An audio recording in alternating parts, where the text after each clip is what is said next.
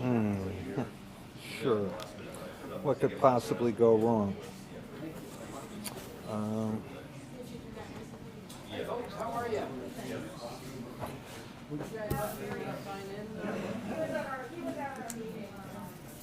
And we have some beverages down on the table, some donuts and stuff. all right, so I gotta go here. Great. Need a restroom down around the corner that way.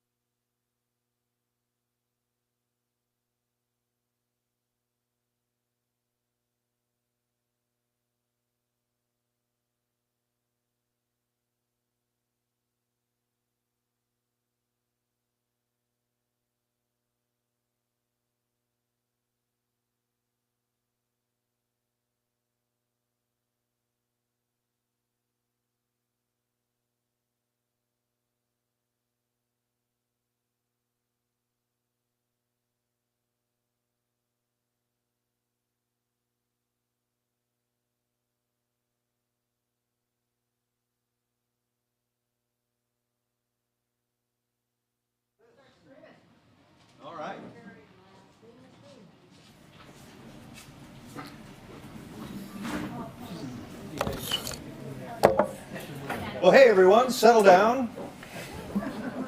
What a rowdy crowd. Good evening, thank you for coming. I'm John Bauer. I'm a current board member, past president, and I'm going to be your MC this evening. So thank you all for coming. We've got a couple of housekeeping things. The restrooms are non-gender, and they are by the yellow wall over here. So you'll go in there. Exits right here and on the other end of the building. So just in case, we encourage you to please sign in so that we can add you to our occasional newsletter. Steve's got the clipboard, so he'll be happy to help you out with that. Want to thank Sun Common for supplying this room and filling my car with free electricity because, brought by the sun. Thank you, Tom, for coming and helping us out with this. Also, thanks to Cold Hollow Cider for the cider and donuts this evening, which are on the back table. Please help yourself because we don't want to take any home. So eat them up. Let's see, we have a pretty good agenda tonight, and hopefully we'll have time for questions. But if not, we have forms scattered around on the tables. If you have a question and we didn't get to it this evening, please fill it in and add your contact information, and somehow we will get that answer to you. Let's see. So we are collecting donations in one of our handy, we have these fishing line recycling bins that we scattered around the reservoir. Tito's got one over there. So if you have cash that you want to leave for the Friends of Waterbury Reservoir, feel free to drop it in there. We also have calendars for sale, free stickers and that sort of thing. That's all on the table in the back by the kitchen. So peruse that and have a look. Let's see, what else do we want to talk about? We are available on the web, Instagram, and Facebook, and we would love it if you would follow us there. I'd like to take a moment to introduce our board. Eric Chittenden is our president. Raise your hand, Eric. Thank you very much. Sheila Goss is our vice president over here. Francine Chittenden is our treasurer. She's in the back and ready to take your money. We also have board members Mike Baird. Is Mike here? There he is. Emma is here, Emma Brownlee. Her father, Steve Brownlee, is here. Walt Carpenter, who also works at the day use area. And Tito Keefe from Pack and Ship, who is our new board member. Pretty close. Pretty close? Pack and send. All right. Pack and send. Pack and send. Okay, we got that. So we have an agenda tonight. We'll have Eric will give you some, have some remarks to open things up. We've got Benjamin Green to update us on the dam repair that's coming to a reservoir near you. Francine will offer a brief financial report. Zach Johnson will talk about our greeter program. Sheila Goss will tell us about the loon raft and the fishing line recycling bins. Floating Ranger Ben Fulton is here to talk about his experiences in the last year. And finally, Kristen Sharpless and Alan Thompson will talk about the proposed wildlife corridor, which is near and it abuts the reservoir. But before we get going with all of that, Sheila Goss has a brief presentation. Yep, I have a brief presentation because... Now you have to come up here. I'm coming up there. All right, don't start talking. I'm until you coming come up there. And this is a surprise, but I think that John went through the list of those of us who are fortunate enough and honored to serve on the board for this organization to help our mission to preserve this reservoir for all users. But there's one person on the board that I'm constantly amazed at the amount of work that Eric Chittenden puts in. And I'm talking 24/7, year-round. It's unbelievable, the amount of work he does and the love he has for the reservoir and also for this organization. So we decided that Eric should be the first to receive the beta version of the Friends of Waterbury Reservoir t-shirt.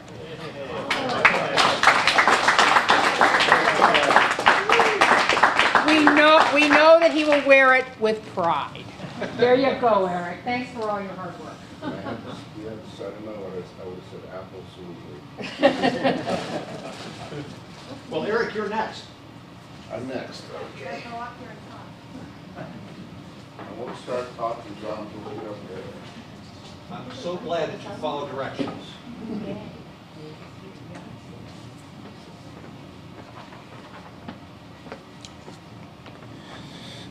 Well, I too thank you for coming and braving the weather and making it up here. Got a fair amount of ground to cover tonight, so my comments are going to be pretty brief. As you know, when you're president of an organization like this, a big part of your job is fundraising, and that's what we've been busy doing recently. And I do thank John Bauer for standing in and conducting the meeting and emceeing it. He's a lot smarter than I am, and he's much more entertaining. But he's also a great clock watcher, so he's going to make sure we're out of here on time.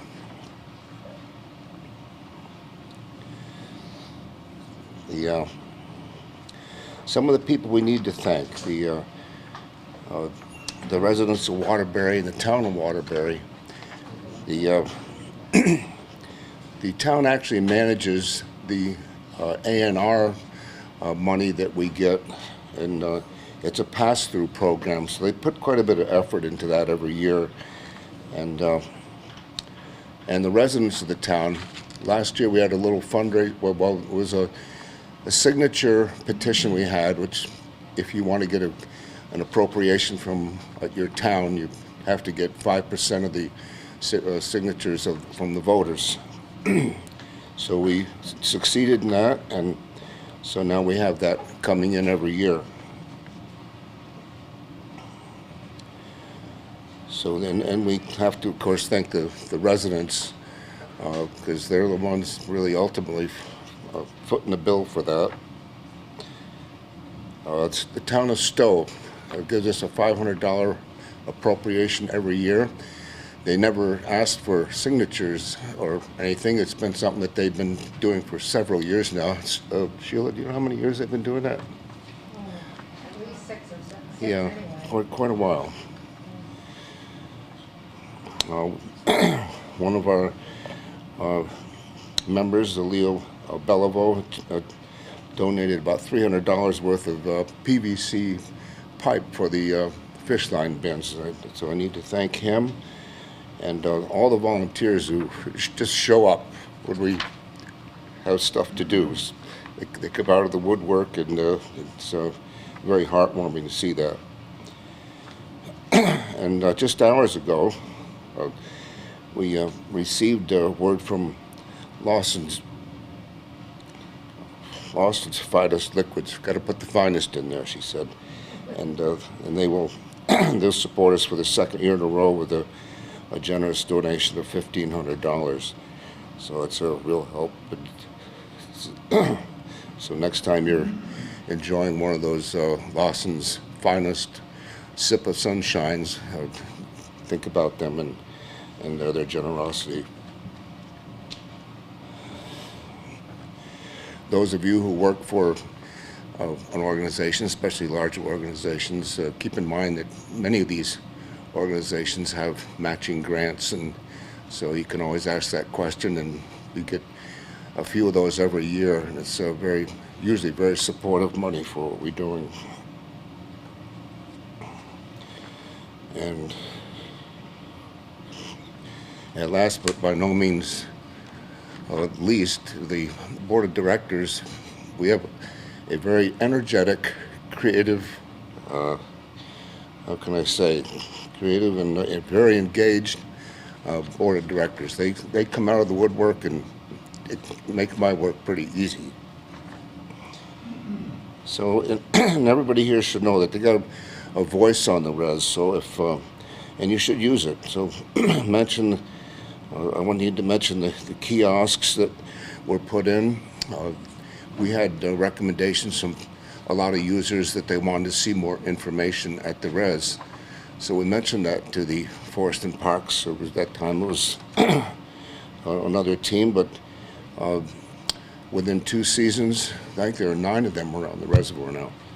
And the Blush Hill parking, we gave a presentation to the Rotary Club, and a lot of the Rotary Club folks live up on Blush Hill because they like to golf, I think. So anyway, it was getting pretty much used up there and a lot of traffic. So we made that mention to the state, and this year they put in a little parking lot. I think it's only 7 or 9. How many, Francine?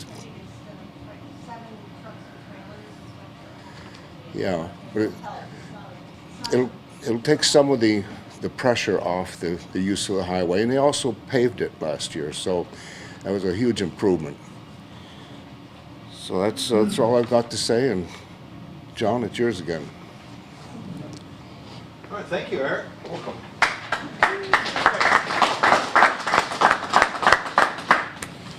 All right, next we have Benjamin Green. He's going to tell us all about the updating of the dam that is coming to a reservoir near us. If you'd like to stand over here, Benjamin, and when you want to advance the slide, just hit the space button. Okay. If you need to go back, just use the back arrow. Okay, thank you. Well, thank you very much. My name is Ben Green. I'm a dam safety engineer at the Department of Environmental Conservation Dam Safety Program, one of the caretakers of Waterbury Dam. Very much thank you for the opportunity to present on the ongoing project at the dam today.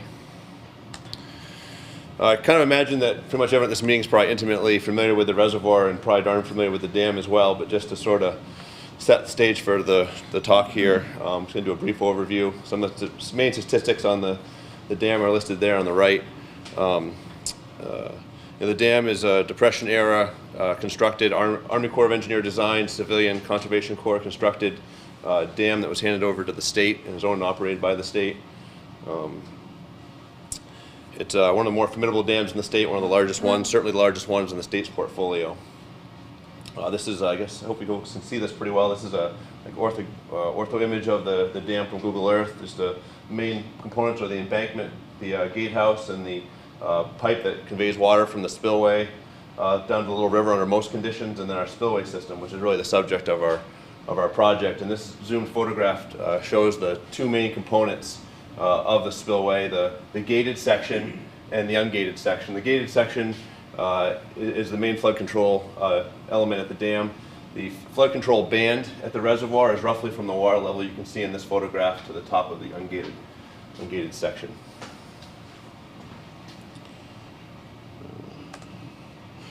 So just to give a little more project background, we're actually maintaining a website that tracks this project. It's admittedly a little bit out of date and in the process of being updated right now, but it's a good resource for information on where the project is.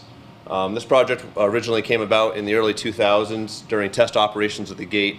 They jammed during test operations, and it was determined that deteriorating concrete and expanding concrete were the reason for that. And at that time, roughly like a 15-year design life on that repair was assigned. So we're kind of past that now. Also at that same time, they performed some structural analysis on the gates and determined that the gates can't be safely operated under a major flood event. And so at that time, a flood load restriction was placed on the gates. So we actually cannot hold a complete flood pool, which would be holding water at the top of the gates, essentially. We have to actually stop flood control prior to that with the current deficiencies with the gates. Another element that came into play was Green Mountain Power when they relicensed their facility through FERC. A new water quality certificate came out of that, and amongst other environmental requirements was one to do away with the historic winter drawdown at the reservoir. And that was perhaps a nice goal, but something that can't be achieved with the condition of the current spillway. So through some federal legislation, the state has teamed with the U.S. Army Corps of Engineers and we're doing a 35% state match, 65% federal match project. And it's a roughly estimated to be a $60 million project to assess and repair the spillway. So the main project goals are pretty straightforward. Number one is to restore full flood capability to the dam, continue to support historic uses, hydropower and recreation, and ultimately the end to seasonal drawdowns, which is hopefully will improve water quality. And from my standpoint as well, it's going to certainly improve our operations and maintenance at the dam and the public safety associated with the dam. These are kind of two neat photographs of a similar location, one from 1959 when that was about the time that the third radial arm retainer gate was added to the dam. Prior to that, there was just the two. And these two are 20 feet wide, and this one's 35. And again, this was added in the late 50s. And this is what it looks like today.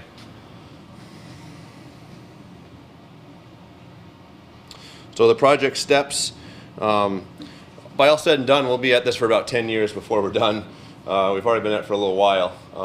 Working through the core assessment and design process is not fast, but it is thorough. So the first step in the process was to do what's called a risk assessment. It was called a semi-quantitative risk assessment, and that was completed in 2021. Basically, that helped us to confirm that we were focusing on the right project by going after the spillway modifications and spillway improvements. The next step that we moved to that we're currently in is called the Dam Safety Modification Study. Basically, we're working off the previous work and doing additional study and analyses and collection of field data to further support potential improvements to the dam. Hopefully we'll be done this step spring 2024 and then move into design. Final design is roughly estimated by the Corps to be a 2-year process, so if that brings us to about from 2024 to about 2026. And construction to follow, which is estimated to, we're not exactly sure how long it's going to take yet because we don't know exactly what we're doing, but it'll probably be at least a two-year process. So construction, actual physical change out at the reservoir is still a good little ways away, but we are working through it. We sort of started at 50,000 feet. We've zoomed in a little bit to 40,000. Maybe we're like at 35,000 feet right now, and eventually we'll have really good optics on exactly where we're going with this project and how to most effectively and efficiently spend the money and buy down risk for the project. So just to go over a little bit of the completed work that's been done. As I mentioned earlier, the first step was a semi-quantitative risk assessment. I presented on this in past presentations, so I won't go into a lot of detail of what we did here, but basically the outcome was we identified potential failure modes of the dam. What are the fragilities? And it was done holistically. We're not looking at just the spillway, but we looked at the dam in its entirety. We have $60 million. We want to make sure that we're spending that most effectively to buy down risk. And while we certainly are aware of the deficiencies of the spillway, are those actually the most critical items to take care of? So that was ultimately the first step. And so ultimately, initially identified, I think, roughly 50 PFMs or potential failure modes. And then through analysis, those got trimmed down to 5 critical ones, which are listed here. And sort of the 2 that rose to the top were the spillway stability and Tanner gate failure potential failure modes, which are spillway related, which sort of validated the project that we're set out to do. The next step was to move to a quantitative risk assessment, which is basically building on the semi-quantitative risk assessment and really focusing on just those 2 spillway failure modes. There's been a lot of structural analysis for sliding and overtopping stability of the elements of the spillway. And also the other failure mode associated with Tanner gate failure. The way that Tanner gate works, as maybe you're probably familiar, they're like a big door and they swing down when they're closed and we pull them up when they're open. There's cables that are connected. This is not Waterbury, don't worry, that didn't happen. They're connected to the leading edge of the gate, and so they're pretty efficient and they can be lifted with a relatively small amount of energy and they can store a lot of water. But one of the historic deficiencies with this type of gate is the hinge or the trunnion that I guess this isn't a very good picture of it, but the trunnion or the hinge that the gates swing on, when these were designed, the design guidance for many years did not have you include the friction that builds up in that pin. And this is an example of a dam that failed, Folsom Dam in California in 1995, that was determined to fail because of the friction buildup in the trunnion. And as I mentioned earlier, the analysis done at Waterbury Dam indicates that we're also susceptible to a similar style failure. So trunnion friction's kind of been a big subject of our work. Ben, are all 3 canter gates at the same sort of condition and all need to be reworked? Yeah, when the initial analysis was done, I think they came up with slightly different elevations where those may run into issues. And we're actually, I'll talk about it in a minute, but we've actually been studying the trunnion friction, and I don't have the results yet. We just took the data last month, but we analyzed each gate and each trunnion to determine where they stand. The field work that just was completed last month, the first part of it was concrete and bedrock testing and cores. A multitude of were drilled throughout the dam in both spillways, in the ungated, all 3 spillways in the ungated spillway section and the spillway bridge. They were collected and they're going to be analyzed, and that we don't have the results back yet, but that work was successfully completed. The other part of work that just finished up was the trunnion friction testing. And this was a pretty neat analysis that was done through rope access. A company called Bridge Dynamics visited our site, and they installed strain gauges on the strut arms of each of the gates. And then they monitored that instrumentation. We ran the gate through a multitude of heights and variants. And from that, we don't have the results back yet, but from that they're able to calculate very accurately what the buildup in the trunnion friction is in those joints. And so that will help us to really understand how much of a problem trunnion friction is or isn't in our site here. And like I said, we don't have the results yet, but that was pretty compelling work, and hopefully we'll find out they're really not as bad as maybe that original Army Corps assessment evaluated to be. But so we're sort of heading towards design, but we're not there yet. There's a lot of discussion of different rehabilitation alternatives that could potentially be implemented here to address the issues with the dam. And this is sort of a cartoonish sketch of some of kind of the leading ones, I would say. The Army Corps might scoff a little bit of me making this much conclusion, but we talk a lot about it, and this is sort of kind of where we're heading. We've been talking about these things for a while, so I'm gaining relative confidence that the project's probably going to include a good number of these items. For starters, replace the degraded concrete. The entirety surface of that concrete all throughout the structure is probably going to be replaced. That's probably going to require chipping down 1 to 2 feet into removing the deteriorated concrete, tying in dowels and reinforcing steel, and then recasting new concrete to original surface. A second item that will most likely be undertaken, or something of similar, is the install post-tension anchors. One of the things that's kind of come out in a lot of the stability analyses is that the original spillway system is not tied to bedrock in any way, and it has fairly marginal factors of safety against instability when you compare it to like modern standards. And so a way to improve upon that is to anchor the concrete to bedrock below. Again, those red dots are just sort of meant to show kind of a rough idea of where or where not they may end up. Another element that's going to be included is rehabilitating the gates themselves. I'm thinking that most likely at this point we're not going to be replacing the gates, we're going to be rehabilitating the existing ones. That's probably going to require removing the gates from the trunnions, adding a bunch of structural members to the strut arms and reinforcing them, sandblasting them, recoating them, and reinstalling them. And then also along with that will be demolition of the existing access bridge, construction of a new, stronger bridge that can handle the lifting loads better than the existing one, as well as new lifting equipment and operating equipment.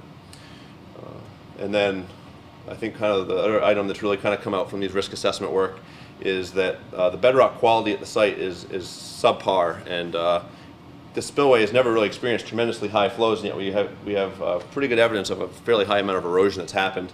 And so in order to arrest that or prevent that from causing eroding further and causing potential stability issues with the overall structure, some sort of a concrete apron is likely to be incorporated into the project. So, in summary, we're currently in the study phase and we're moving to design. Hopefully by spring 2024, we're moving slow. You guys aren't missing much yet. There'll be lots of future opportunities for public education and public input. Right now, a lot of what I'm showing you is kind of like, this is where I think we're going. We don't really have a lot of hard things to show yet, and that's why there hasn't been a lot. But there will be more as we start to really zero in on the project. Construction is not going to be anticipated till the 2026 to 2028 timeframe, so we're still some years away from what's going to happen there. Two items that I just wanted to talk about, I guess I brushed over when I was talking about this slide, was two of the challenges that we're just starting to unravel, I guess, and start to figure out are, one is how we're going to access the site with the adequate construction equipment to perform the work, and the second is how are we going to manage water levels and how are we going to manage flood protection requirements during the work. And I don't have answers for either of those questions, and I know that's probably two that are most germane to this group, but those are just items that are just sort of kind of starting to be discussed now. And so those will be largely impactful to the public, both upstream and downstream. And like I said, we're just kind of starting to scratch the surface of those issues. So with that, thank you very much for the opportunity to present, and imagine there's time for questions. Or Yeah, we can take a couple of short questions if there are any. Walter? When are you going to start draining the resi? start draining. Yeah. It's not clear yet. I don't know. I don't know if we're if we are and how much if we do, how much we will. It's hard to say right now. I think one of the leading ideas is that some drawdown is going to be necessary because we're going to probably need to remove the gates during the work, and so there's going to be no ability to provide flood protection downstream. So in order to do that, we're going to need to provide flood protection in the reservoir. So, but that's still not finalized. But it's based on the 2026 construction time, correct?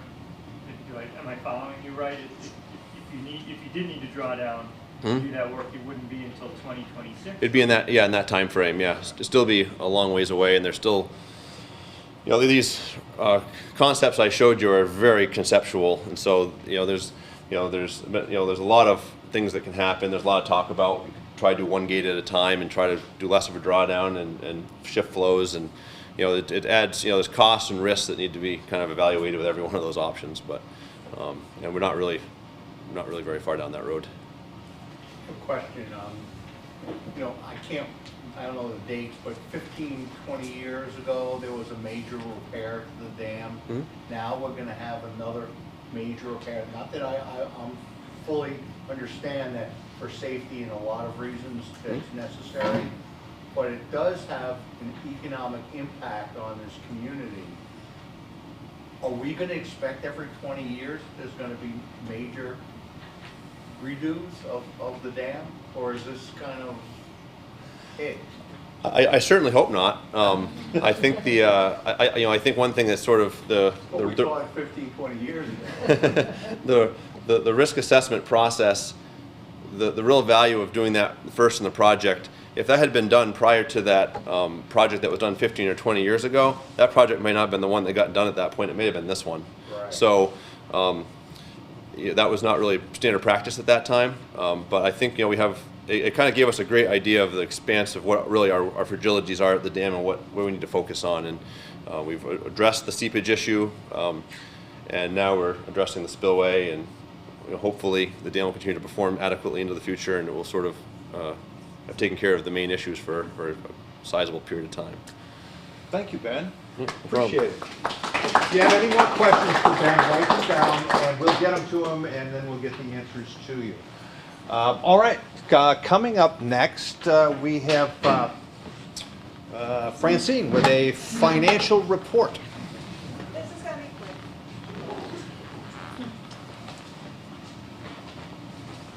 So once a year, I like to report to the community about our finances. I think it's important for people to know what we're doing and how we're using the monies that people are giving us. I would say that we're ending this year in what would be a good financial position, and we do have some reserves entering next year, which is exciting for us. A lot of years we haven't had that.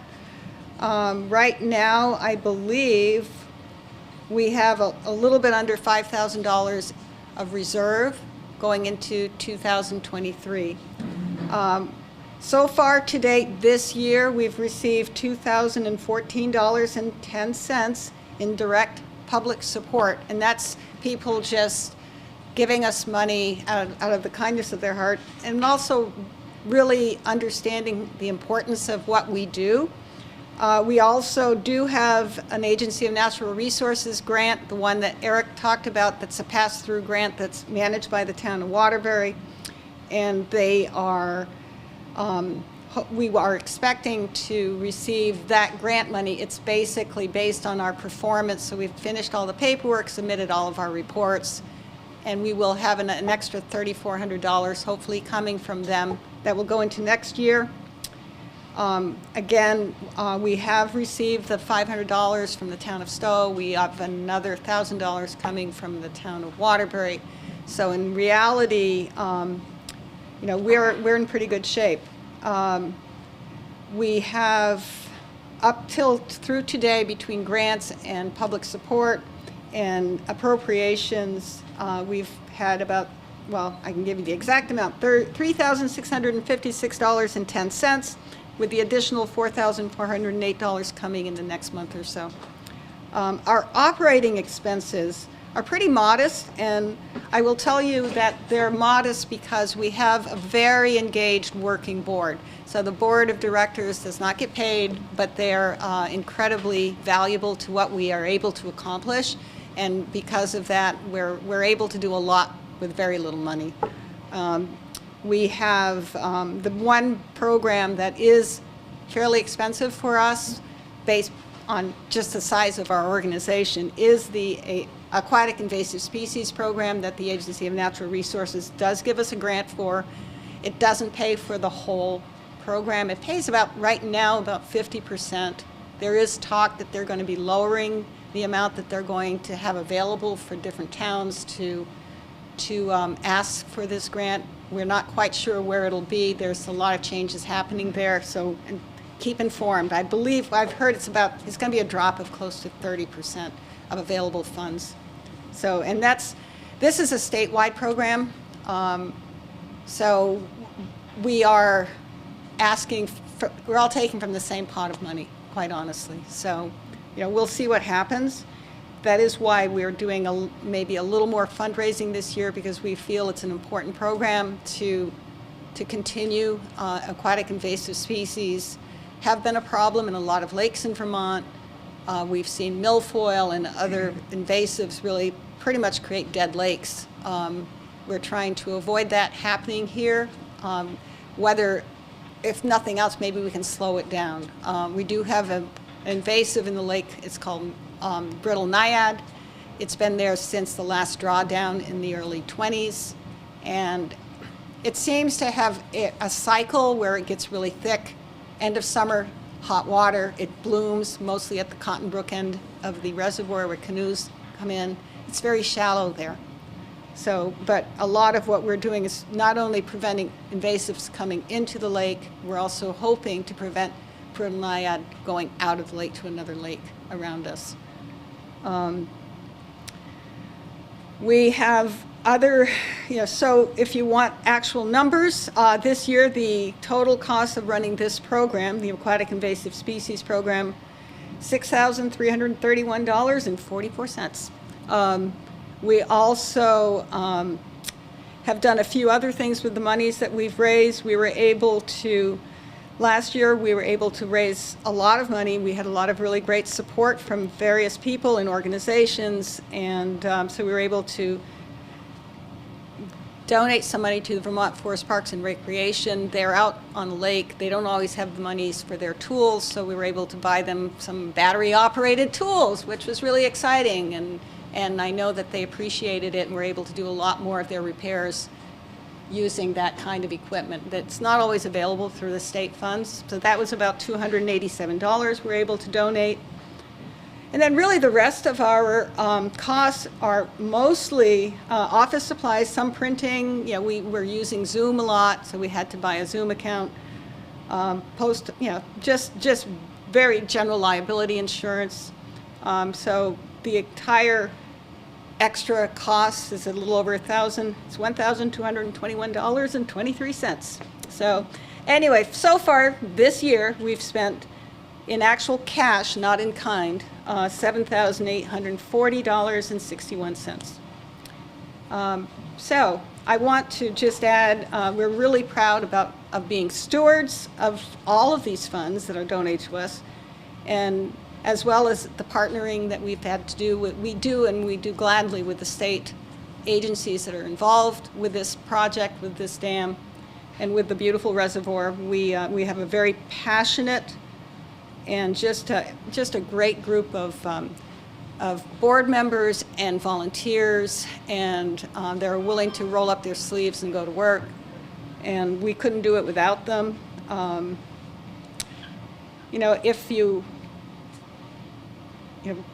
Again, a lot of what we do is we do have to ask for money.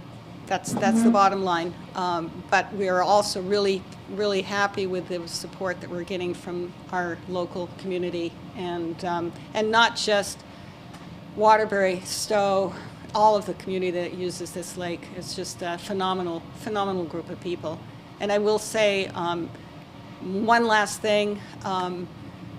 If any of you are interested in joining our board or becoming volunteers, just please let us know. And we've got a full board right now. We need 9 people to run, and we have 9 people, but people come and go. And if you have any interest in joining us, let us know. We'd like to at least have your name in a bucket and call you. And certainly volunteers, we can't do it without you. Anyone who has any questions, and I can show you very open. Our books are very open for anybody to inspect. Just call me. But I say we do a lot with very little money, quite honestly. That's it. Any questions for Francine? Okay. Thank you very much. Proving that it takes a village to take care of a reservoir. Let's see, I think coming up next is our Greeter Supreme, Zach Johnston. The floor is yours.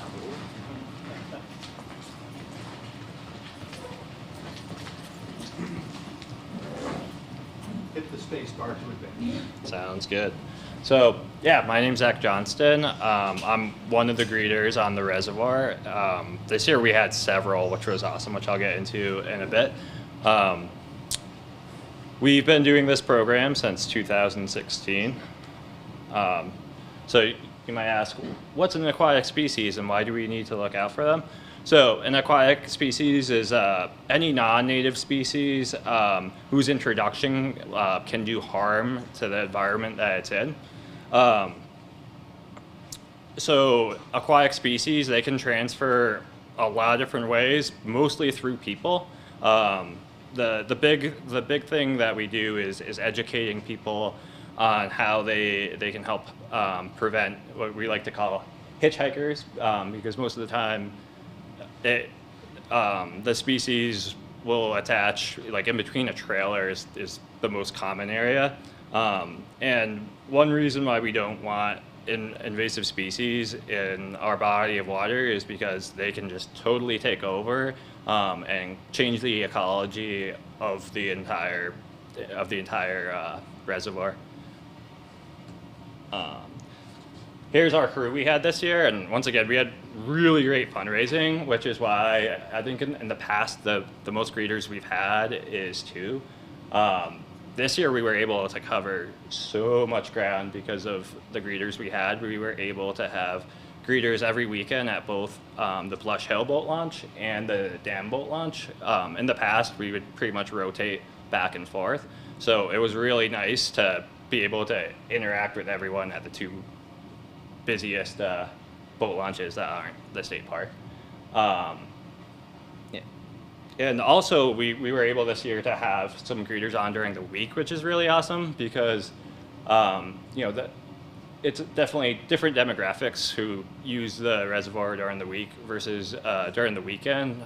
So obviously, the weekend is when there's the most people, but it's really important to get in touch with everyone and yeah.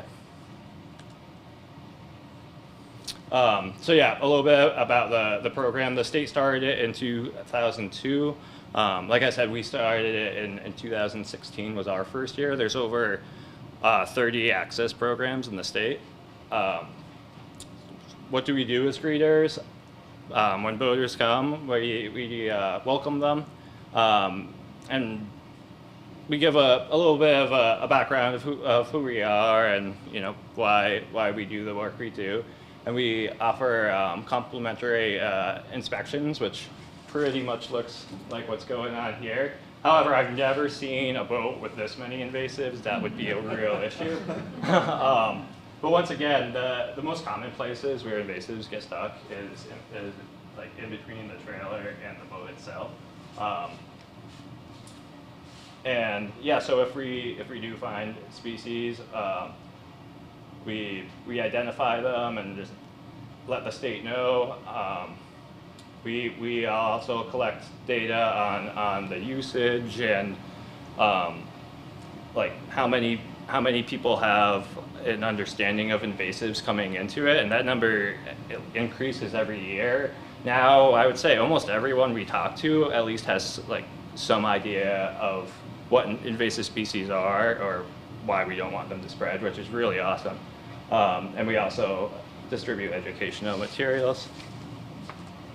So as Francine was saying, Brittle Naiad is our one invasive, and we've had it since the last drawdown and as long as I've been involved.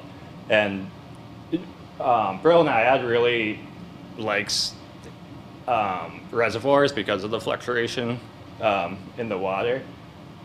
And this is can't really see it too well, but there's a bunch of it here. I believe that's around the dam boat launch, and that's kind of what it looks like. Yeah, in your hand. So the reason why it's called Brittle Naiad is because it breaks apart really easily, and it only takes like little segments to spread to new areas. And when I first came about, it was definitely like in a couple of covey areas, but I think every summer it's definitely you see it in new areas. And I remember Chad actually had a map, and it was kind of amazing to see how much it had spread over the years. Here's some other invasives that we've had intersections with over the years. So Brittle Naiad, obviously, and we do, especially in August, we like to check the boats as they leave, just to let people know that not only can you bring invasives into the reservoir, but you can definitely bring them out. And because the Naiad does seem to hang around the launch areas, I think that's super important. We have had interceptions of Eurasian milfoil, just people coming in, never established in the reservoir. Same thing with curly leaf pondweed. The other thing that we sometimes get is people who have water, and the reason why we are concerned with water coming from different ponds or lakes is because in that water it can contain invasives. The big one is zebra mussels. Their offspring is so small that you can't see them with your bare eye, which is why there is a state law not to transfer water, and that's why, because there can be like thousands of zebra mussels in like not much of water. One thing that I was excited about this year was the path at the dam that connects to the overflow parking. Because if you're familiar with that area, it's a bit of a walk to get to that overflow section, and it's windy and kind of narrow. So this path allowed people to kind of cut through the field and not have to deal with all the cars going through. So the little things that make your day. Yeah, that's more or less what I have. I don't know if we have time for questions, but if we do. Does anybody have a question for Zach? Zach, do you see any difference between in-staters and out-of-staters as to, education on invasives? Good question. I would say the overwhelming amount of people who we have are local. I would say better than 90%. I would say there's definitely like a little bit of a drop off. But yeah, a lot of our traffic is actually local, which is really cool. So there's a bit of a drop off, but But surprisingly, I think a lot of different states have done really well. Like Maine has a really good program. But yeah, so I think there's like a little bit of a drop off, but also the data is actually like pretty small because like so many of the people are actually local. Like 4th of July weekend is when you definitely see more, and those holiday weekends, I would say you get a bigger percentage of people who don't know as much about it because they might just be out for the holiday, and they might not be someone who's out all the time. So I would say that's where like the biggest drop off is the big holiday weekends. Do you think it's a lot of the out-of-staters are over by the campgrounds and they're putting in at that asset, and where you guys are never at? Yeah, I'm at what one at Low River, or yeah, I'm not sure because we don't really have any numbers, but that's a super good question. Yeah. Any other questions? I have one question. You talked about boats transporting water, and I'm assuming we're talking bigger motor boats. Is it the weight boats that, I mean, what, I may be a little ignorant on who transports water with their boats. Yeah, so it's all different kinds of motorboats. There's both the live wells that carry the fish, like that's a threat, but also the water from the drain plugs. Like that's why it is a state law to have your drain plug out when you travel, and that's why actually one of the big things we do is we remind people to put their drain plugs back in before they go into the reservoir, because I've definitely seen it a few times where people haven't, and I feel like I would probably make that mistake too. So. Oh, I've seen it too. I've seen it almost go under. Awesome. Thanks. Hey, Zach, weren't you there? Didn't you start doing this program in 2016? I did, yeah. The original greeter. Thank you. Thanks so much, Zach. Really appreciate your help with this program. He now supervises it, and yeah, wow, increasing success. All right, Sheila is next. So Is that my black screen and then? there's your black screen, and you have a space bar when you're ready. Oh, this space bar. Yeah, space bar is the big one. Yes, I know. Well, Very good. I'm not an Apple Mac person.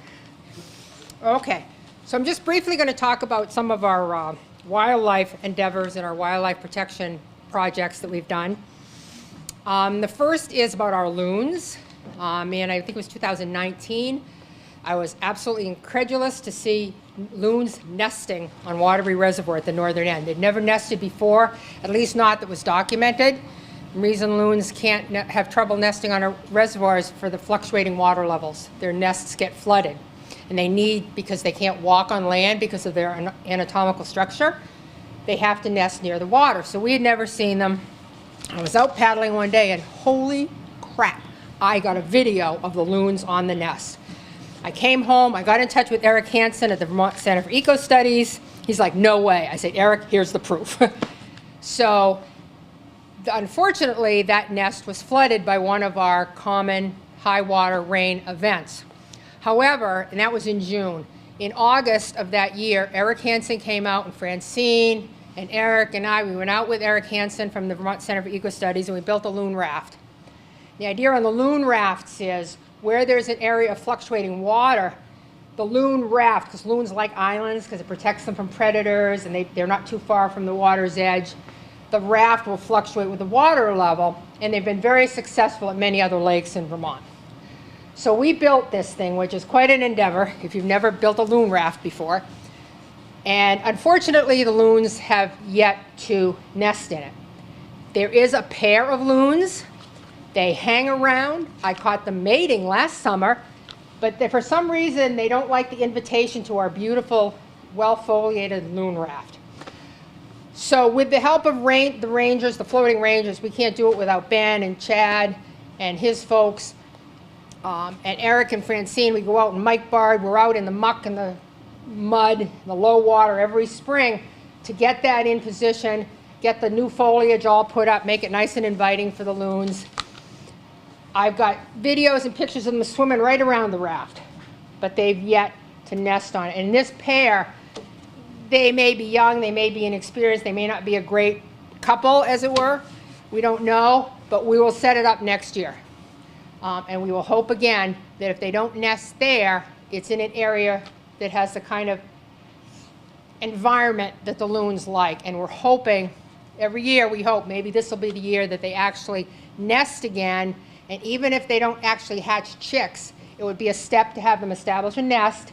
And then a next step would be for them to lay an egg or two. And then hopefully we get some chicks out of it. So that's an ongoing effort every year. Our other big program that we started last year was in response to an incident.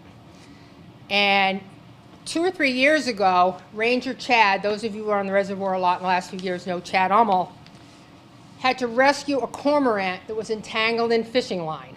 Now, I don't know anyone that's a big fan of cormorants, other than they pose really nicely for photographs. They're really great for posing for photos. But even a poor cormorant doesn't deserve to starve to death with fishing line entangled around its beak. So Chad rescued it, whatever, and saved it, unraveled it, and the bird went free. It has a little nick in its beak, but it was fine. Well, I had been aware of other programs throughout the Northeast to help prevent this kind of occurrence happening, because cormorants, we also have loons, we have eagles, we have herons, we have green herons, we have black-crowned night herons, we have mammals, the minks and the otters that hang around on the shoreline that are endangered by fishing line that's left along shorelines, in snags, in the water. So one of the programs that U.S. Boating and other conservation groups have put together is a fishing line recycling bin program.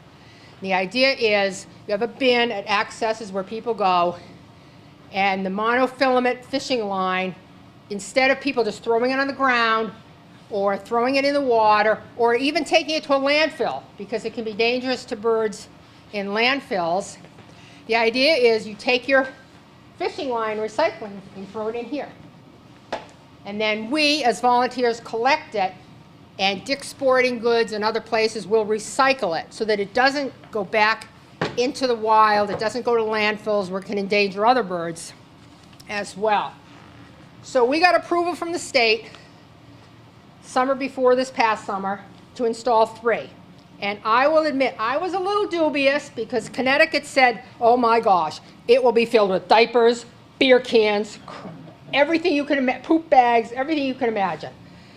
I said, well, let's give it a try. We won't know. Well, the state gave us approval for 3. And if you look on our website under projects, there was a report I did last year on our loon project, and it has pictures. If you've been to the Adirondacks or you've been to New Hampshire, you may have seen other such bins. They're usually just white PVC with an elbow at the top. They're real boring. They're real industrial looking. And the state said, oh no, you can't do that. They have to be dark green, they have to be brown, they have to fit in. So Eric Chittenden took the design and ran with it and developed, this is our design. This is classic. We have the best designed fishing line recycling bins in the country. And we have not had them vandalized. We have had very little trash, and people are using them. This year we added a 4th bin at the dam access area. I monitor the Cottonbrook bin, for example, and of the times that I check it at least once a week, and 50% of the time I checked it, there was fishing line in it. And the only trash I found all season was 1 cigarette butt. And yes, we're also finding lures, bobbers, sinkers, leaders, but you know what? That's okay, because I'd rather have them go in here than be left along the side of the shoreline where a heron or some other bird will pick up the lure thinking it's a real frog and ingest it. So that's our fishing bin program. Next summer we will be in 5 spots on the reservoir. We also have been working with the Vermont Center for Eco Studies. They wanted a copy of our plans, a copy of our project. The state has gotten copies of our plans because the Loon Conservation Project with Eric Hansen is also interested in getting such recycling bins set around the state because of the issues that they've had to recover loons that have been entangled in fishing line. So we've done really well. We keep our fingers crossed every year when we set them up that it's going to be a good year. We've had 2 really successful years, and next year will be our 3rd. And that actually leads to a reason that we're kind of expanding next year. This is a young 2nd-year eagle, bald eagle, hangs out at Cottonbrook a lot. Or I should say used to hang out at Cottonbrook. These pictures I took of him in June and July. And in October, he was dead. Despite the hard, tough efforts of our rangers and Chad Ummel and our game warden, I think it was Chad Barrett, was it? Chad Barrett. The poor eagle was grounded. I was contacted by the Vermont Institute of Natural Sciences to transport the bird because I'm a transporter for VENS. I ended up not transporting it because the rangers got permission to transport it. He was grounded, staggering, in bad shape. This was in the middle of October. And it was determined that he had 13 times the lethal load of lead in his blood. The 100 milliliters per deciliter, whatever blood, is considered a lethal load, and he had 1,300 of lead in his system. And he had a lead sinker in his gut. He had a lead sinker that had completely was corroded, deteriorated, and had killed this bird. So that's an eagle that we will not see at Cottonbrook anymore. I've been watching this bird for 2 years. I used to call him Eli. And possibly his parents, an adult and a subadult eagle, are still around. But I worry about them. Sorry. That's okay. I worry about them because I've seen the eagles, they fight over a fish. So if poor Eli ate a fish that had lead sinker in it, or he found a lead sinker and they're sharing food, if carrion, a dead deer, if a deer is shot with lead, or a bird is shot with lead shot, and the eagles are feasting on the carrion, they share that carrion. So what we're going to do next year, Vermont Center for Eco Studies got a federal grant out of some money the state got for putting up with something. I'm not sure what it was. But the Vermont Center for Eco Studies is also adding to their loon protection program, adding a lead buyback program. And they kind of started it last year, and I've already been in touch with Eric Hansen, and Eloise, his assistant, I don't know if you know Eloise, is also working on the lead program. So we're going to be coordinating with them, and what we'll probably be doing next year is we'll be adding informational signs to folks, making people aware of how they can become part of the lead buyback program, and hopefully this will be the last eagle or the last loon that we lose on the reservoir. Thanks, Sheila. Bet. Appreciate it. If you have any questions for Sheila, go ahead and grab her elbow. We're gonna step right along because we have a report from our floating ranger, Ben Floaton, is it? Fulton. Oh, there I go. All right, typo there. Okay, sorry. Let's see, is that yours? Yep. Hey, what do you know? All right. I'm Ben Fulton. I am the floating ranger slash park manager for Waterbury Reservoir and its remote campsites. I'm going to keep it pretty short. This year we saw a pretty big change in our staffing. Longtime ranger Chad Ummel was promoted to regional operations manager for Vermont State Parks, and I took over his position along with 2 newcomers, Cody Smith and Philip Dudley, who are both new to parks this year. Now, for the most part, people have been returning to their post-pandemic lifestyle, and as a result, both camping and day use have returned to a much more manageable level than it's been for the last few years. With the exception of, pretty busy summer weekends, and holidays, the recreation at the reservoir has become a much more common experience, and visitor feedback that we've received this year reflects that. Combined with Waterbury Reservoir remote camping, Little River camping and day use, and Waterbury Center State Park day use, we've had over 94,000 recorded visitors. And this does not include the unrecorded visitors who come in from the Dam boat launch or Blush Hill boat launch or Moscow boat launch. So yeah, potentially thousands more than the number we have. With the new reservation system, we found that the quality of our campers has improved. People who plan ahead tend to be better campers in our experience. And as a result, there have been way fewer incidents of damaged plant life, vandalism, illegal campers in undesignated areas, and undesignated fires. All of these types of incidents are at a low right now, and that's great. It makes camping a much better experience for all of us, and it keeps the reservoir looking good. So with the reduction of incidents this year, we've had more time to complete some much needed projects.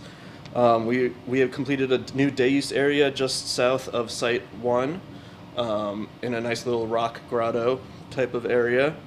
And we've installed metal fire rings at all the remaining sites that hadn't had them yet.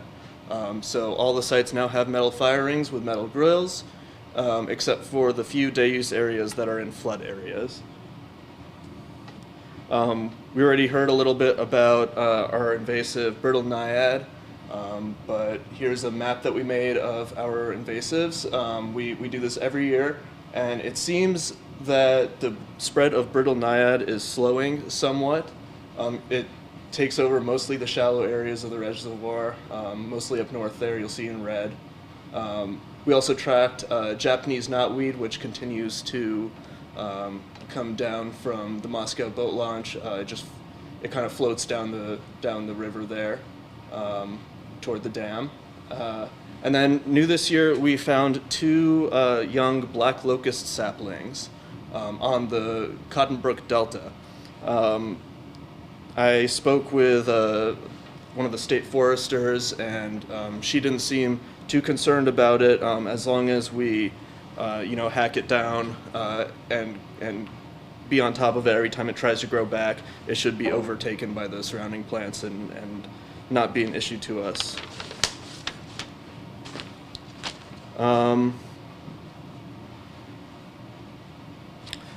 Right, so clean water. We have 2 indicators here that we've had really clean water, as usual on the reservoir. First is a quite large crayfish, the biggest one I've ever seen, really massive. It was actually found in one of the anchors for the loon nest that Friends of Waterbury Reservoir helped us put out, or that we helped them put out.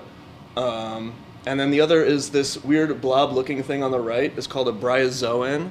It's a colony of single-celled organisms. This one's about 1 foot in diameter, attached to one of our ropes for a buoy. And they can get up to 2 feet, and they're an indicator of extremely clean water. So I was pretty happy to see that. I saw a couple last year too. Future projects, new day use area on the peninsula south of Site 27. This is the peninsula that marks the no-wake zone for the northern section of the reservoir. There's a nice flat area with a rock outcropping and a small beach that I think will be great for day use. People already use it as a day use area. We also want to repair the stairs at Site 15, which got destroyed by a falling tree.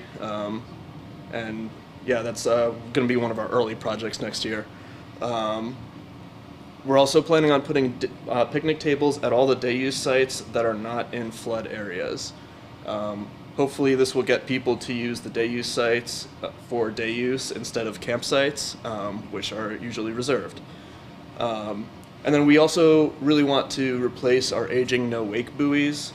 If you've been out there, you've seen some of the lettering and the symbols are starting to come off of them. Some of them don't float quite so great. So we're looking into that, but we don't yet have funding for it. And then finally, I want to thank the Friends of Waterbury Reservoir for their generous donation of power tools.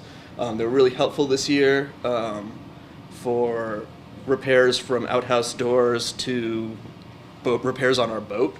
and also the great work they do with the loon nest and the fishing line collection and the greeter program. So yeah, if anyone has any questions. Hey Ben, Yeah. that 94,000 this year, or was that? This year. This year? Yep. 90, close to 95,000. Yep. Is that a record, you know, or? I don't know that. Thanks, man. Appreciate it. Yep.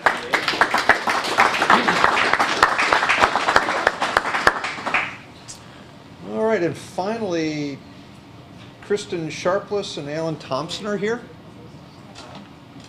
I hope. Because they're up next. And they're going to talk about the Shutesville Hill Wildlife Corridor. And here they come. And folks, I do apologize, we are running late. Thank you for your patience and for hanging with us. What time is it? Oh, 7:45 or so? Okay, are you trying to wrap up at 8? Well, we were, but. All right, I'll make it snappy. Okay. Well, good evening. Oh, we have till 8:30. Oh, we have extra time. All right.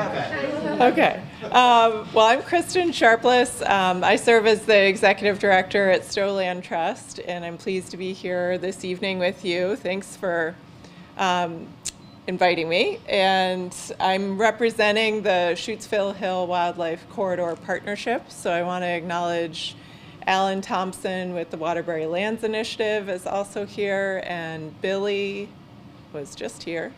He just stepped out. Billy Victor is with the Waterbury Conservation Commission. So both partners, along with others, in helping to keep this internationally important corridor open and safe for wildlife. And it's a great tie-in to the work that you do with the reservoir, because the reservoir is in the corridor, as we'll see in the map. I don't know if you're already aware of it or not, but it's a pretty cool feature right here in Waterbury and Stowe.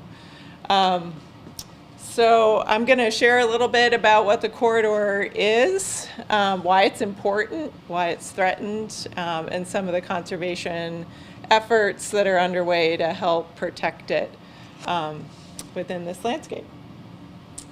So just briefly, Stowe Land Trust, if you're not familiar with who we are and what we do, we're a local land conservation organization based in Stowe, and we serve the greater community. And in addition to partnering with others on projects like this to protect important habitat, we've been for 35 years also protecting important farm and other forest lands in and around Stowe, with a focus on recreation and public access and community spaces. And connecting people to the land. So it's kind of interesting to think about, the wildlife corridor, as we'll see when we look at it, is home and habitat to many of us, potentially some of you. There's a lot of people who live in it, who travel through it, who have businesses in it. It's a pretty inhabited space with humans, and also really critical for wildlife. So a shared space for people and wildlife. And what we need out of the corridor and how we use it and how wildlife use it aren't always supportive of each other. There's a tension there. So it's an interesting space to be working in and connecting to. So just for some context in terms of kind of showing you why this corridor stands out in a really big picture view. This is the whole northern Appalachian Acadian region, as we call it, essentially the northern forest. So outlined in blue there. And Vermont is right here. And this is showing really important in the colored blobs, these linkages. So when we think about terrestrial animals, moose, bear, critters that have pretty wide ranges, travel long distances, how they move through landscapes over seasons or generations, they really need an intact, connected landscape, largely a forest. And that can include wetlands and waterways and places like the Waterbury Reservoir, but it's really dominated and embedded by forest and embedded in forest. And it's pretty extensive forested region, but it's got a lot of people in it, a lot of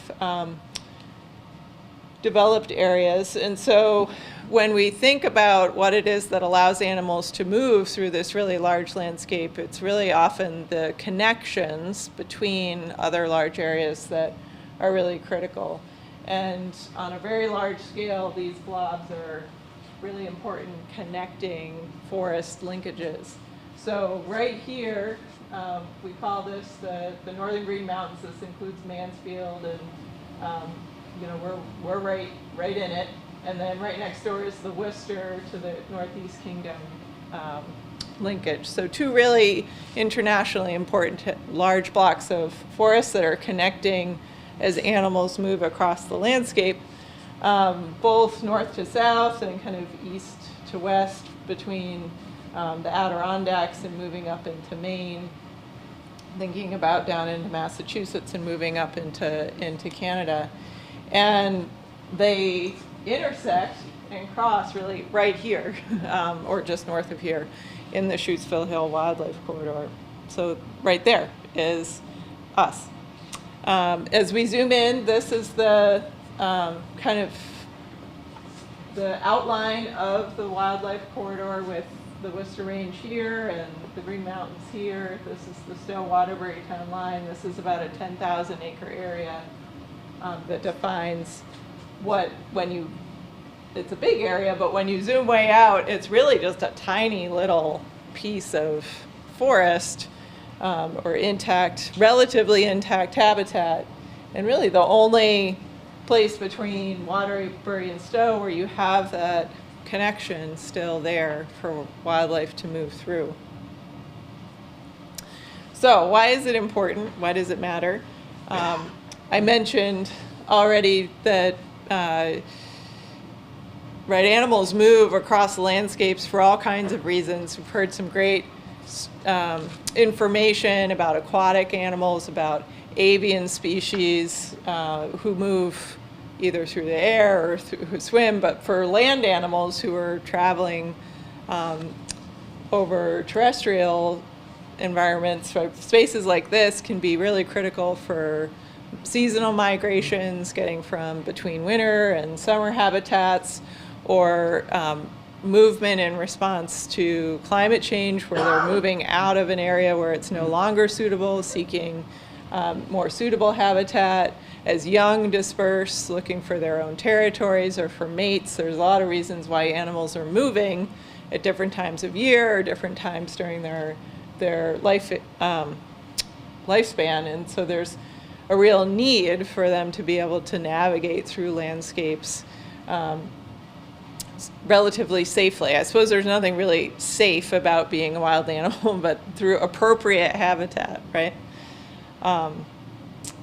And the big barrier in the Shutesville Hill Wildlife Corridor, the biggest one, is Route 100. So busy state highway, just looking back here, it's right here, right? We're all probably very familiar with it. I drove on it today and actually swerved around a deer that had been killed trying to cross the road.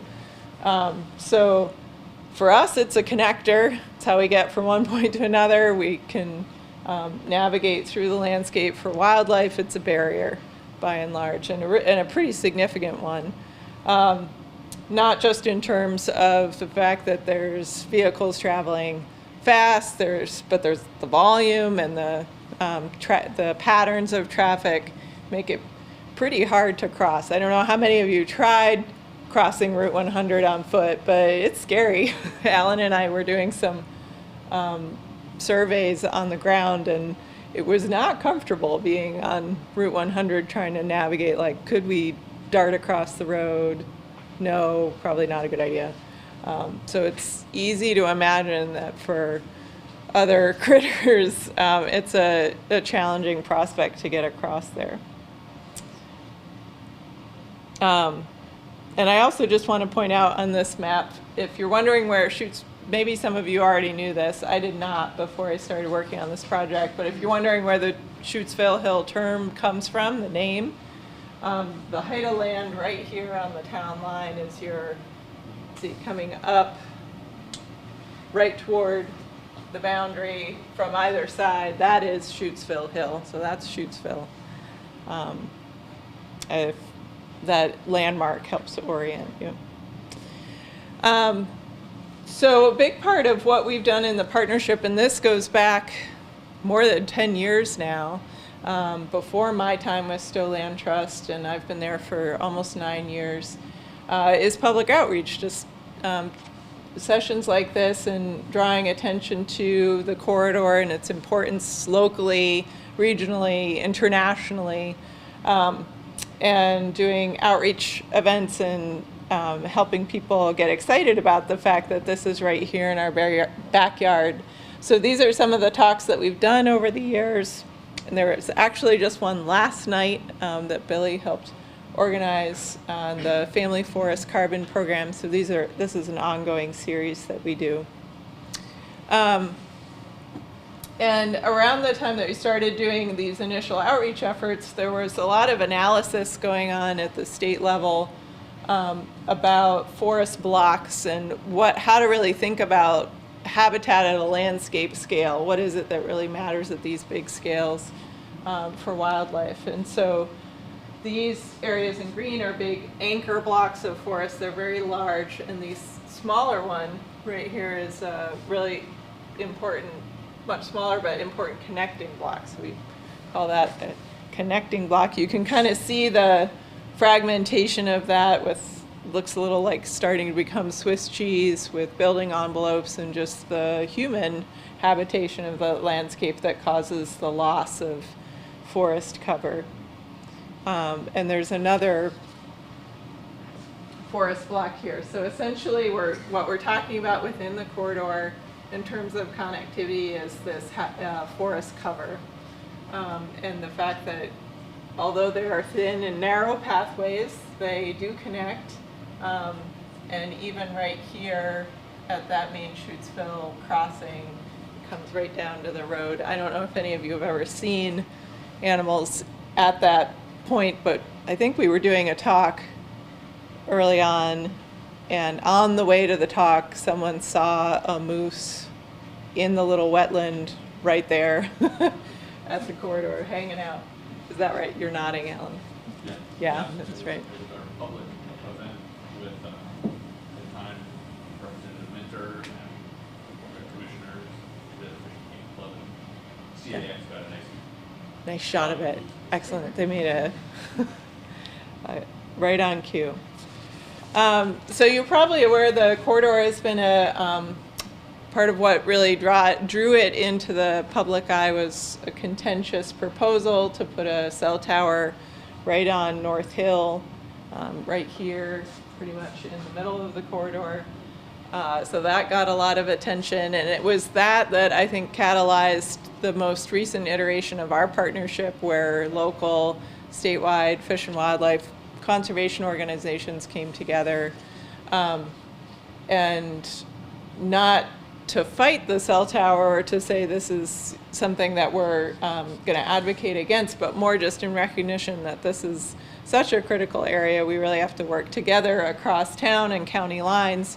It's kind of an odd space in which to be doing conservation work, and so it attracted the attention of a lot of partners. And this is the list of partners who have really been involved.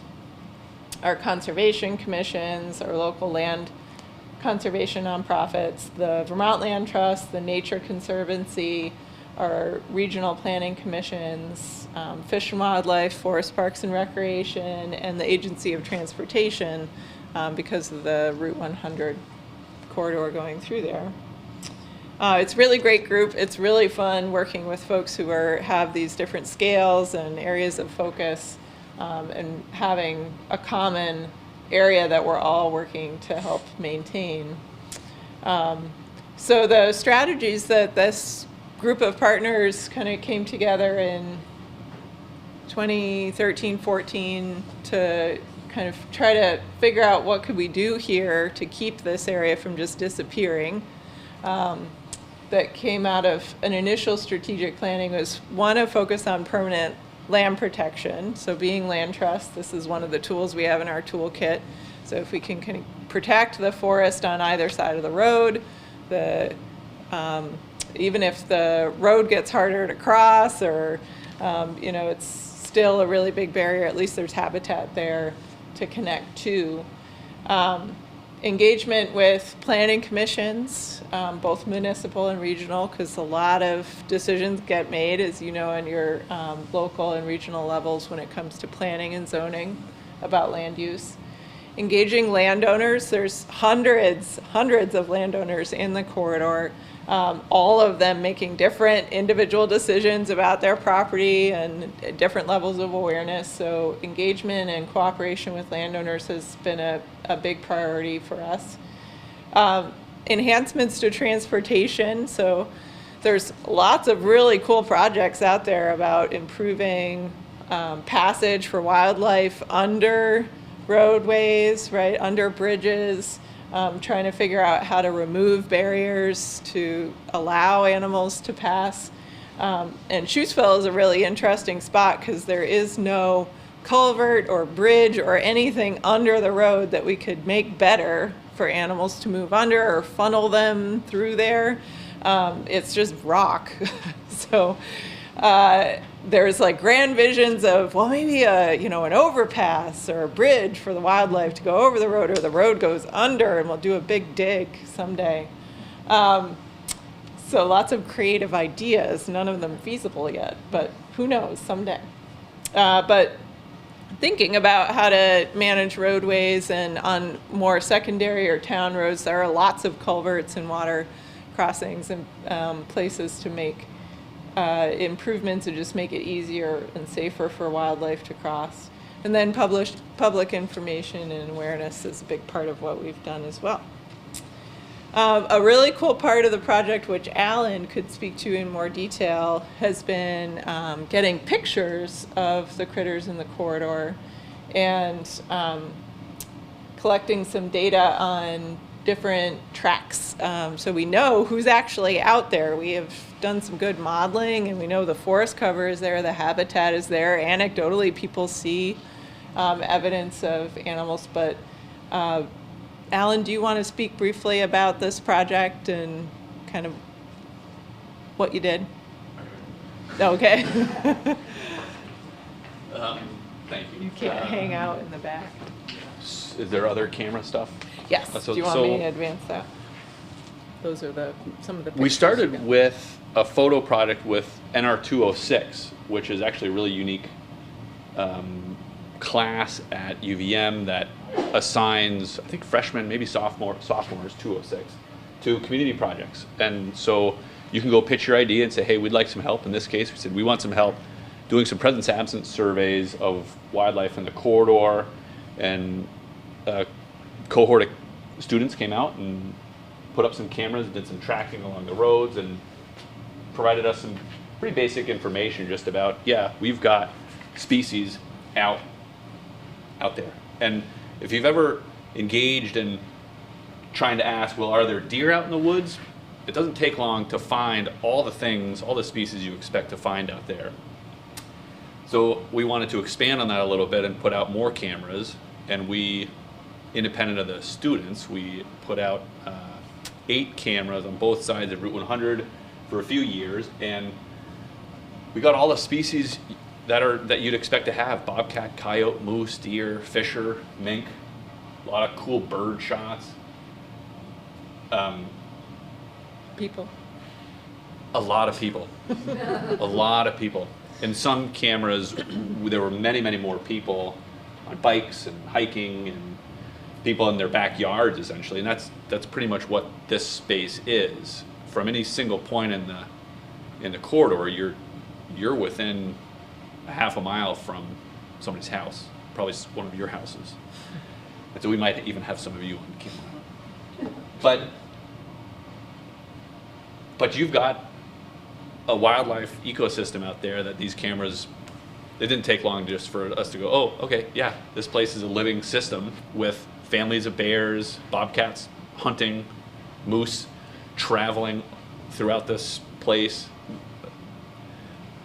Jed Murdoch, no, is it Jed? The big moose study that was going on in Northeast Kingdom for many years, finished up a couple years ago, but they put collars on moose in the Northeast Kingdom and followed them around forever and did some mortality work on it. But one of those collared moose ended up in Middlesex.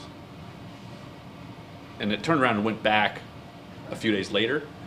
But we had a ping, it wasn't me, but they had a ping from that moose on the Elmore side, and then on the Middlesex side of the Worcester Range, and then again on the other side of 89 in Middlesex. But it just goes to show that moose, one of the longest ranging wildlife species out here, is still quite happy in our backyard. So it was really fun, and of course, these photos are just a ton of fun to see. I mean, that guy's, that'll get a deer hunter's hackles up these days. A wildlife enthusiast will just love those. I love seeing bobcat and baby fisher.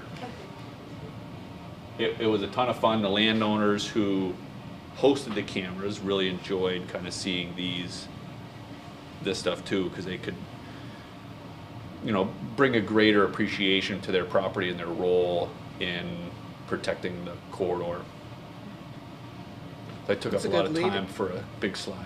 Well, it's good. Okay. I think this is what they're most interested in anyway. But Yeah. I'm going to talk about land protection anyway. I won't go far. Thank you.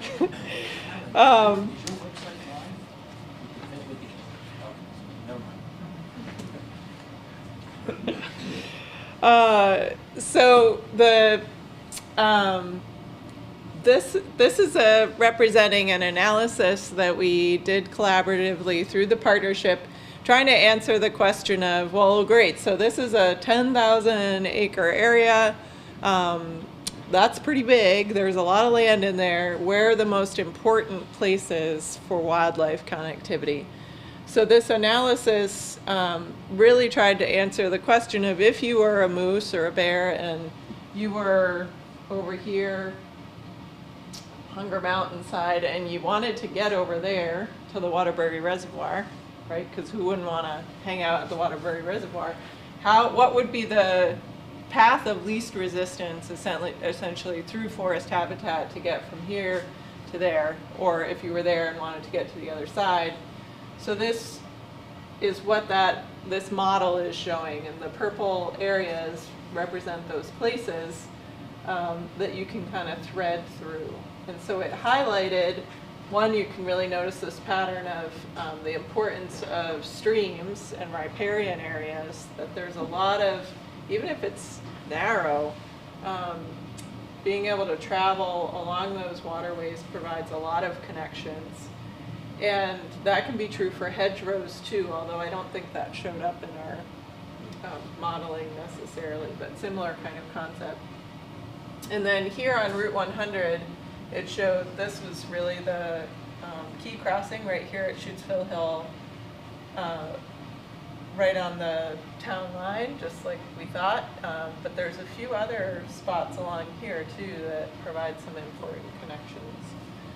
So this really laid the groundwork for both outreach and education. This was a walk that we did on one of the properties that we worked with a landowner to conserve.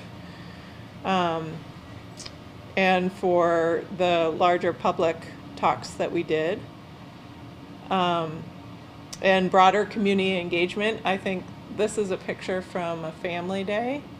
Yeah, that was in the corridor. Parents and kids playing games up on the Beard Farm. Yeah. Yeah, playing games, talking about wildlife, and get to your kids too. Right, and a photo contest. So there were some cool community engagement things that we've done over the years, and a spotlight on Shutesville series in the paper. So hopefully some of you saw this. It's been a few years since we were running that series. And the modeling that we did also was, in addition to giving kind of a platform for being able to talk to folks about the important areas in the corridor, was really information for towns in terms of informing town plans. So just in the most recent 2018 update of the Stowe Town Plan, the Shutesville Hill Wildlife Corridor is now included and on a map that says this is an important area, which was not true, I think, prior to 2018. And the town of Waterbury, I think, has had it included for a while, before Stowe did, Yeah. right? In the town Yeah. plan. Yeah. So the other piece of what we were trying to accomplish is securing and ensuring that forest cover will be there for the wildlife. And so permanent land protection is kind of what Stowe Land Trust and Vermont Land Trust have brought, working with local partners and the Nature Conservancy, to the partnership.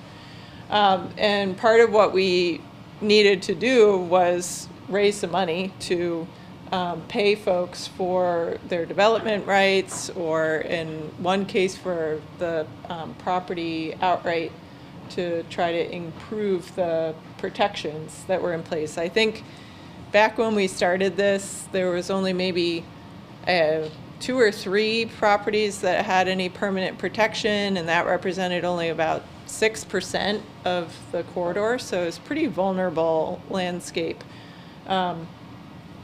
So we successfully raised $500,000 to do an initial round of land protection projects. And this is that map again with the priority areas, and the parcels in green have a conservation easement on them, or were purchased and added to state forest in the case of this parcel here, or were acquired.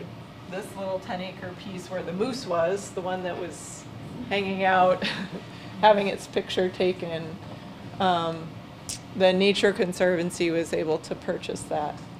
So now, after being able to work with a few landowners and acquire and permanently protect a few parcels, it's almost 20% of the most important areas shown in purple are protected. So that's a pretty significant increase. When we look at it, there's still a lot of purple that has no protection, but it's definitely a good start. And we were really excited that when we reached out to some of these folks and shared just how special their land is in the context of the corridor, that there were people who were excited to work with us and conserve their property. So one of those was Eric and Dale Smeltzer, who you may know. This is their land right here. That's not far from the reservoir. And they worked with Vermont Land Trust to donate a conservation easement or a donation of development rights on their 300 acres of forest land. So they'd been longtime landowners in Waterbury. They really loved their woods, and they wanted to make sure they had a plan for how it would stay well stewarded and intact in the future. It's abuts state forest, included, in addition to the woods, a lot of streams and wetlands and other wildlife habitat. So they donated an easement on 287 acres, and then this area around their house and next to their house was reserved out for a future home site. There's a wetland protection zone right here that was included, and then protections for the streams on the property. And they were really an early adopter. One of the folks who early on said they wanted to work with us, which was great, and inspired a few other people to get on board too. So that was really excellent. They hosted a game camera, and this was from their property. Is that right, Alan? The mother and cubs.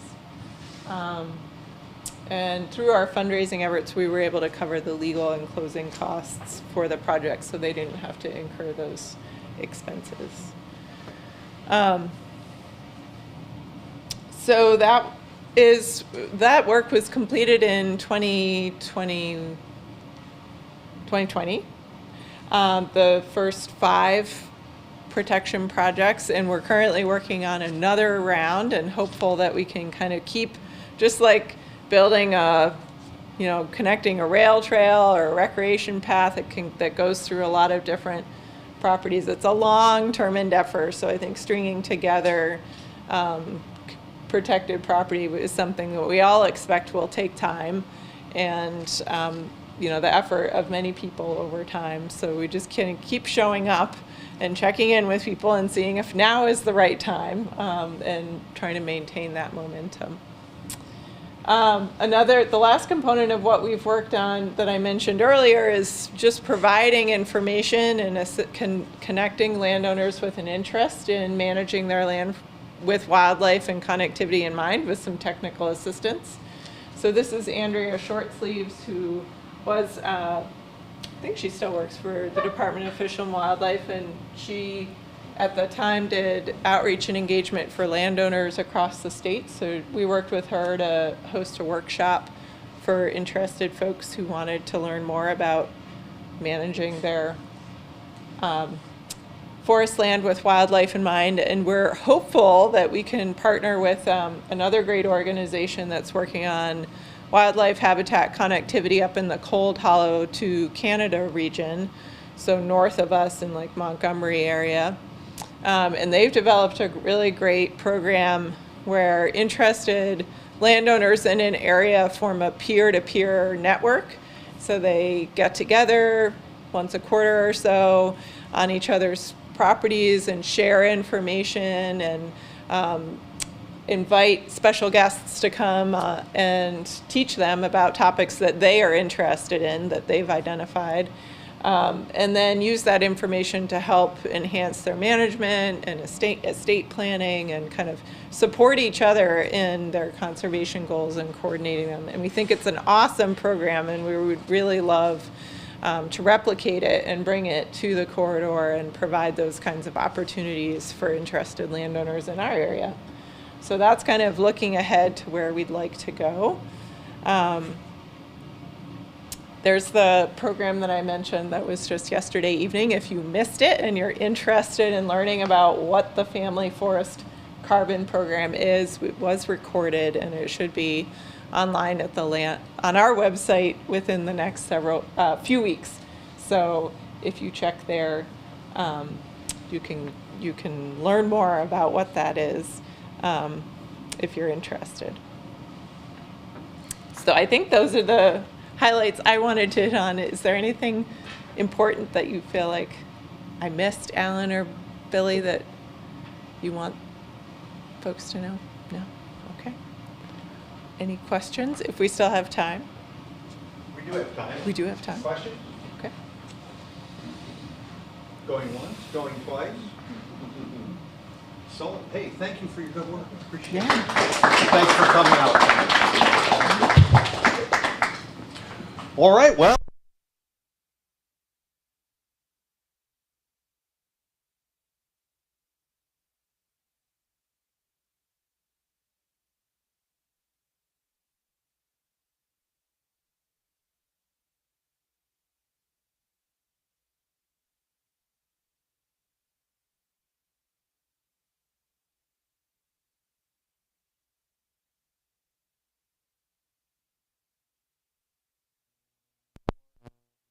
Hopefully first annual photo calendar to support the Friends of Waterbury Reservoir.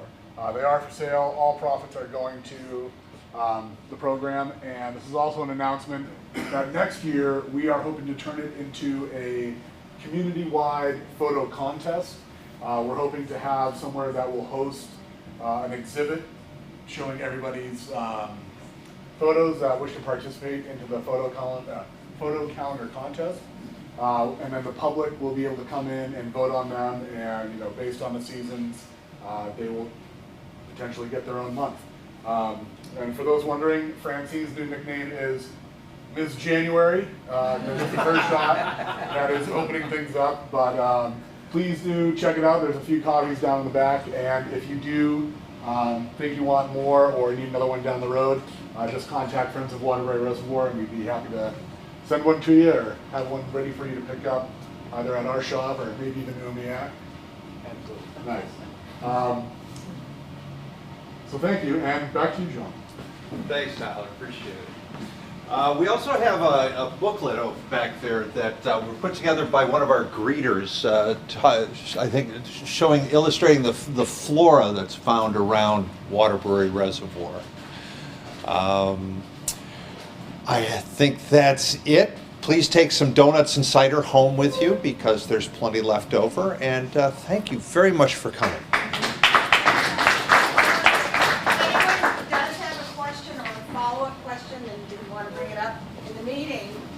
Write it down on a piece of paper who it is that you're asking the question of, and we'll make sure that they get contacted and are able to respond to your interest. Thank you, Ms. January. January?